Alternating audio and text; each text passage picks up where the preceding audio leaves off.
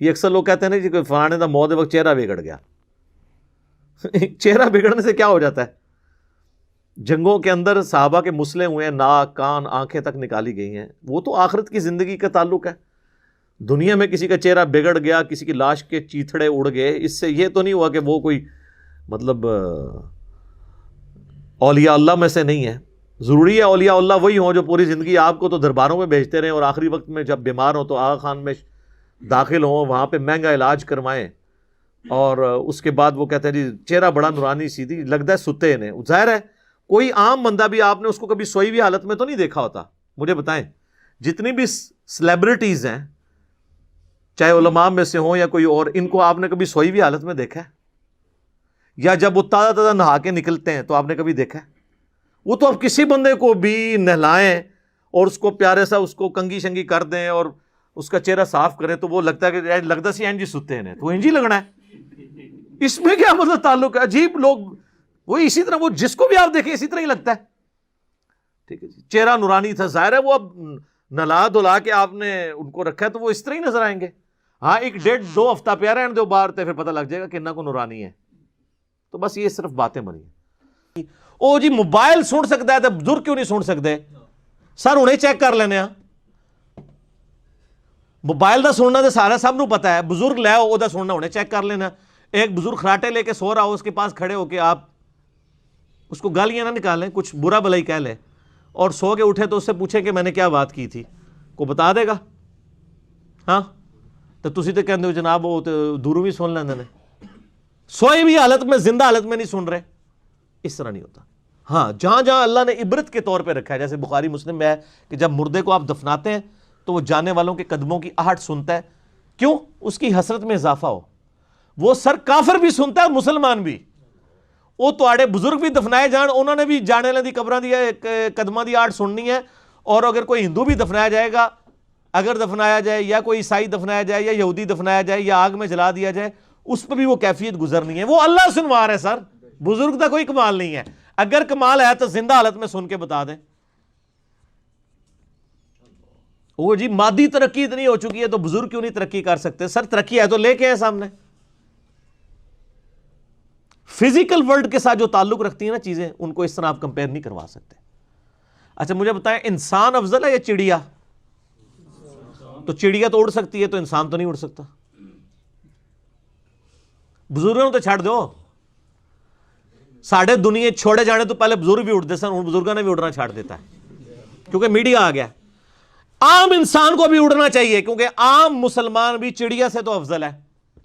تو کیا عام انسان اڑ سکتا ہے؟ آپ کا امام کعبہ اڑ سکتا ہے؟ تو پھر کیا ہو جائے گا؟ ہم کہتے ہیں کہ وہ اڑ نہیں سکتا اس لیے وہ جناب چڑیا افضل ہوگی؟ نہیں بھائی، چڑیا کی ڈومین ڈیفرنٹ ہے. آپ نے ضروری نہیں کہ کسی بزرگ کو اڑا کے یا اس کو پانی میں غوطہ مروا کے بزرگ ڈکلیئر کرنا ہے. بزرگی کے کرائٹیریا نہیں ہے سر، یہ فیل ہو چکے ہیں سارے. کہانیاں اتنی بڑی کہانی ہے. اور میرے بھائیوں میں نے آپ لوگوں کو کئی بار بتایا کہ حضرت معاویہ رضی اللہ تعالیٰ عنہ جب حضرت عمر کے دور میں گورنر بنے تو رومن امپائر کے ساتھ جنگیں جاری رہتی تھیں. تو وہ سمندروں میں ان کی بہت بڑی یعنی آرمی موجود تھی، بڑے بڑے بحری جہاز تھے. تو حضرت معاویہ نے حضرت عمر کو خط لکھا کہ آپ مجھے اجازت دیں میں بھی ایک بحری بیڑا تیار کروں ان عیسائیوں کے ساتھ مقابلے کے لیے، ہمارے پاس بھی ریزروڈ اپنی نیوی ہونی چاہیے. اچھا تو حضرت عمر فاروق رضی اللہ تعالیٰ نے اپنے یعنی سینئر صحابہ کو بلا کے مشورہ کیا کہ اس طرح یعنی جو شام کی طرف ہمیں یعنی بحری بیڑے کی ریکوائرمنٹ ہے. تو اس میں پھر مشورے میں چیز سامنے آئی کہ یہ اس وقت ظاہر لائف بورڈس اور جیکٹس تو نہیں ہوتی تھی. تو حضرت عمر کو یہ بتایا گیا کہ یہ ذہن میں رکھیے گا جب یہ بحری جہاز ڈوبتا ہے نا تو بندہ بچتا کوئی نہیں ہے.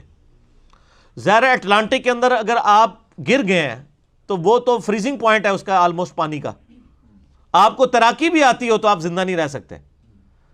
ٹھنڈے پانی، ہمارے تو یہ گرم سمندر ہے نا، جو ٹھنڈے سمندر ہے اس ویسے ہی بندہ ڈبو کے بھی کاٹ لو تو مرے ہی نکلے گا 2-3 منٹ واسطے بھی. وہ سردی اتنی ہے، ہر چیز ظاہر دل بھی فریز ہو جاتا ہے. تو حضرت عمر نے کہا بھئی میں تمہیں اجازت، میں یعنی اپنے ساتھیوں کی لائف سٹیک پہ لگا کے رسک پہ لگا کے میں بیڑی بیڑا بنانے کی اجازت نہیں دوں گا. یعنی صحابہ کرام کے تو کہیں دماغ میں نہیں سن کہ بابے سمندر تو ٹور بھی لیندے نے. میں تمہیں یہ دسنا چاہ رہا ہوں کہ کتنی بڑی کہانی ہے.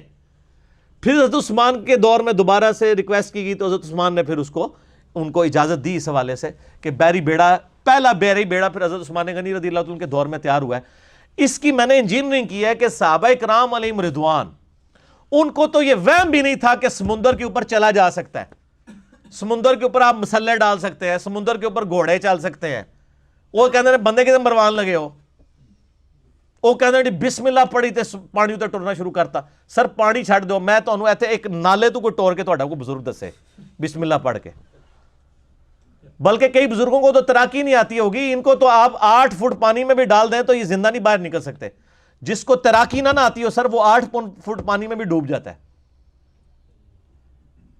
اگر اس کا یعنی 6 فٹ یا 5.5 فٹ قد ہے، اس کو مارنے کے لیے وہ بھی کافی ہے۔ ٹھیک ہے، یہ سب کی سب کہانیاں ہیں، جھوٹ ہیں، اور انہی جھوٹوں کی بنیاد کے اوپر پوری پوری زندگیاں انہوں نے گزاری ہیں۔ ایک نگاہ ماری، یہ کر دیا، وہ کر دیا، اور بھائی میرے مسلمانوں کے کتنے ملک تباہ و برباد ہو گیا، آپ کی نگاہیں کسی کام نہیں آئی ہیں۔ افغانستان ختم ہو گیا، ٹھیک ہے جی، عراق کا تباہ کر دیا، شام تباہ کر دیا، پاکستان کی کمر توڑ دی، آپ کے بزرگ کب کام آنے ہمارے؟ ٹھیک ہے، وہ ہمارے ایک بھائی تھے، آج وہ ملنے کے لیے بھی آئے تھے مجھے بائی چانس، تو اس لیے مجھے ان کی بات یاد آ گئی۔ وہ عراق میں ہوتے تھے تو بڑے کٹر بزرگوں کے ماننے والے تھے۔ جب وہ عراق والی جب کویت والا معاملہ ہوا، امریکہ کی وار شروع ہوئی، تو وہاں تو بڑے بڑے بزرگوں کے مزار بھی آپ کو پتہ ہے وہ بمباری میں شہید تو نہیں کہاں گے سی، شہید تو ہوندی ہے کوئی شے حلال ہوئے، جڑی حرام شے وہ تو نہیں شہید ہوندی۔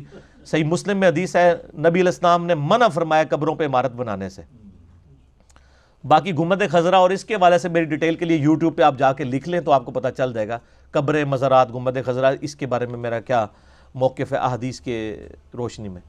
تو مزارات شہید نہیں ہوئے سر، مزارات جڑے نو بھج گئے بمباری وچ، ٹوٹ پٹ گئے ہو گئے۔ یہ ایک تلخ حقیقت ہے۔ آج آپ بیٹھ کے جو ہے وہ لاکھ کہہ سکتے ہیں تیرے ہوتے جنم لیا ہوتا، ٹھیک ہے جی، میں اس تے کہنا رفع دین پھر بھی نہیں سی تو کرنا، تو جنم بھی لے لیندا اس زمانے 'چ۔